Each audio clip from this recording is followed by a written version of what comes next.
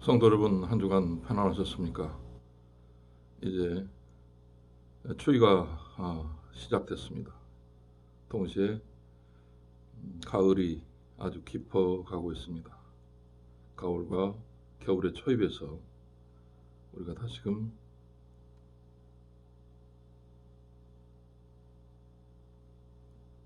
우리 생활을 되돌아보고 영적 상태를 점검해보는 그런 계절이 됐으면 좋겠습니다.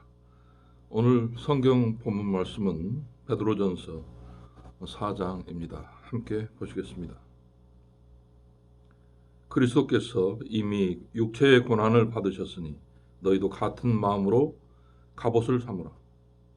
이는 육체의 고난을 받은 자는 죄를 그쳤음이니 그 후로는 다시 사람의 정욕을 따르지 않고 하나님의 뜻을 따라 육체의 남은 때를 살게 하려 함이라. 너희가 음란과 정욕과 술 취함과 방탕과 향락과 무법한 우상 숭배를 하여 이방인의 뜻을 따라 행한 것은 지나간 때로 족하도다.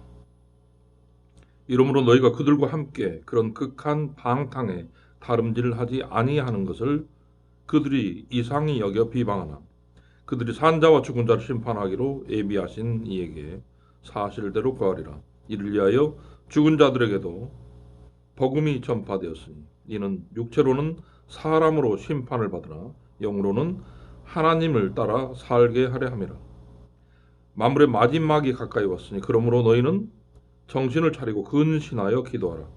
무엇보다도 뜨겁게 서로 사랑할지니 사랑은 허다한 죄를 덮느니라.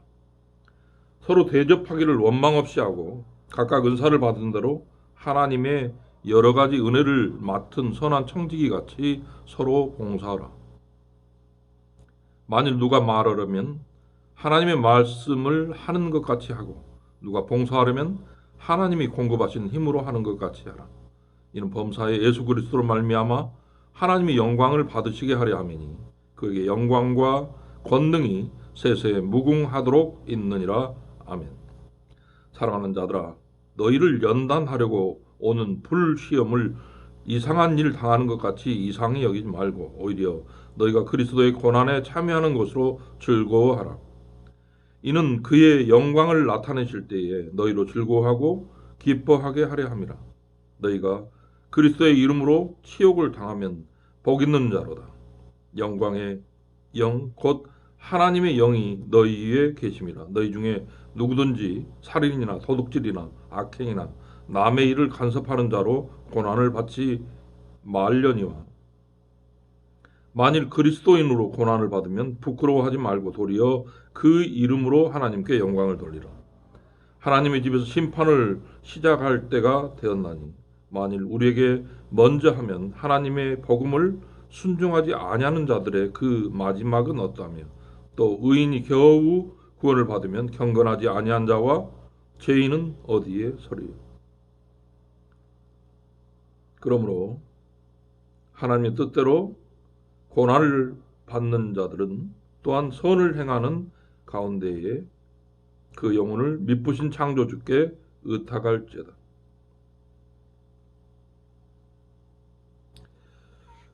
구원을 받는 자들의 모습이 겨우 구원을 받는다라고 했을 때 악인들은 조롱할 것입니다. 죄인과 별로 구분이 되지 않는 의인의 모습은 참으로 분별이 되지 않을 것입니다. 과거의 정욕,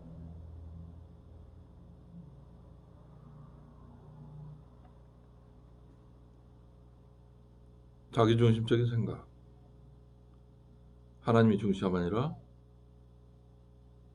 내가 중심인 생각, 그런 자리에서 옮겨져야 한다는 것입니다. 그런 자리로 옮겨지면 어떠한 고난도 그게 달게 받아들여질 수 있다라고 하는 것입니다. 고난 중에도 즐거워하고 기뻐할 수 있는 이유가 우리에게 분명한 목표가 있기 때문에 그렇습니다. 우리 송도의 바이오 단지라고 하는 것이 이제 세계적인 생산 시설로 이렇게 자리 잡았습니다. 그러다 보니 더 많은 일들을 이제 할 수 있게 됐고, 삼성 바이오로직스도 11공구에 더 많은 땅을 10만 평 정도를 더 확보해서 5공장, 6공장, 7공장을 짓겠다고 하고 있습니다. 셀트리온도 2조 원 정도를 2030년까지 투자해서 스타트업들을 길러내겠다고 하고 있습니다.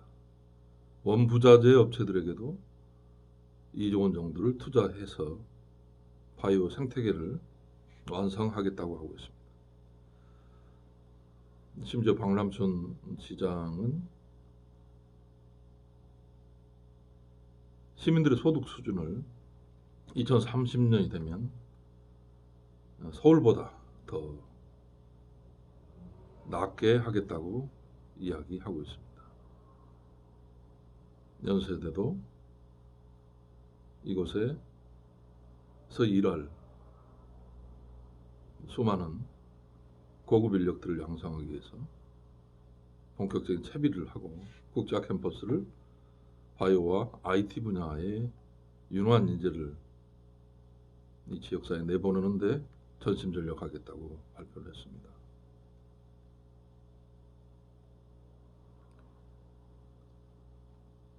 고령화 시대에 인천이 공항과 가깝고 또 항만과 가깝고 그러한 스마트한 여건이 새로운 길을 내는 귀한 자산이 되고 있습니다. 여러분 삶 속에서 이런 새로운 길을 내는 그런 삶의 자산은 무엇입니까? 예수님을 만나기 전과 만난 후가 삶의 변화가 있습니까? 의인이라고 하는데 악인과 별로 구분이 되지 않는다고 하면 악인들이 조롱하지 않겠느냐고 성경은 이야기하고 있습니다. 악인과 구분되는 그런 삶을 예수 그리스도의 그 형상을 입어서 이 시대를 감당하는 과정에서 받는 고난은 주 앞에서 기쁨이고 또한 즐거움이라고 하는 것을 성경은 이야기하고 있습니다.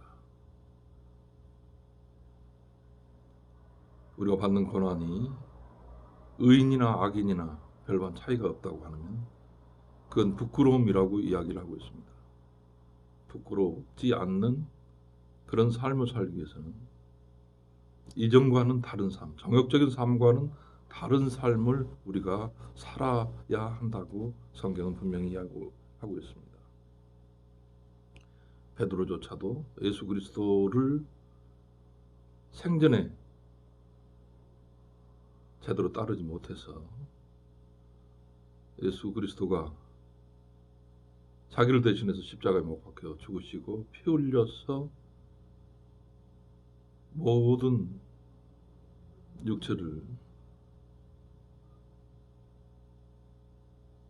결국은 죽음에 이르고 그 죽음을 보고 또 장사한 지 3일 만에 하늘로 승천하는 부활 사건을 경험함으로 말미암아서 거꾸로 매달려 십자가의 형을 받는 자신의 모습을 예수 그리스도가 나를 대신해서 죽은 것과 비하면 아무것도 아니라고 순전히 받아들이는 베드로의 모습들을 보면서 베드로전서 4장이 분명히 이야기하고 있는 악인과 의인의 차이가 분명해야 한다라고 하는 사실을 우리가 받아들여야 하겠습니다.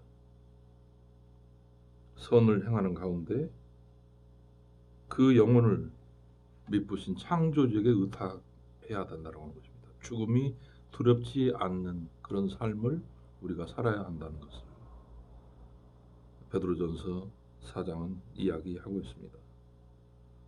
결국 하나님의 은혜를 맡은 청지기로서 악인과 분명히 구분되는 그런 삶을 살아야 한다는 것을